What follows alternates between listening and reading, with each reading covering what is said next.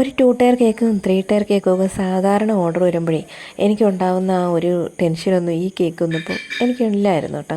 വേറൊന്നുമല്ല, കുറേ അധികം ബട്ടർഫ്ലൈസ് ഒക്കെ വെച്ച് ബ്ലൂ ആൻഡ് വൈറ്റ് തീമിലൊരു കേക്ക് ചെയ്താൽ മതി എന്നൊക്കെ പറഞ്ഞപ്പോൾ ഞാൻ വെച്ച് സിമ്പിളല്ലേ, അതുമല്ല 3 ടയർ ആകുമ്പോഴത്തേക്ക് നമുക്കൊരു ഇൻട്രസ്റ്റ് ഉണ്ടല്ലോ ഈ റിസ്ക് എടുക്കാനായിട്ട്. അപ്പോൾ ആ ഒരു ഇൻട്രസ്റ്റിലാണ് ഞാൻ ഈ കേക്ക് ചെയ്തത് കേട്ടോ. അങ്ങനെ കേക്കൊക്കെ സ്റ്റാക്ക് ചെയ്ത് ഫ്രിഡ്ജിൽ വെച്ചിട്ട് ഡെലിവറി ടൈമിലാണ് ഞാൻ ഈ ബട്ടർഫ്ലൈ ഒക്കെ ഇതിനകത്തേക്ക് ആഡ് ചെയ്യുന്നത് കേട്ടോ. അങ്ങനെ കേക്കൊന്ന് സൂക്ഷിച്ച് നോക്കിയപ്പോൾ ഒരു ചരിവുള്ളതായിട്ട് എനിക്ക് ഫീൽ ചെയ്തു കേട്ടോ. ഇനി ഫീൽ ചെയ്യാത്തവരും അധികം സൂക്ഷിച്ച് നോക്കണ്ട കേട്ടോ.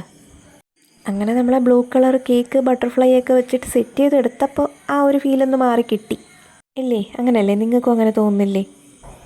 ഇവിടെ എന്താ മിസ്റ്റേക്ക് എന്ന് എനിക്ക് ശരിക്കും പറഞ്ഞാൽ മനസ്സിലായില്ല കേട്ടോ. സാധാരണ സ്റ്റാക്ക് ചെയ്യുന്ന പോലെ തന്നെയാണ് ഇതും ചെയ്തത്.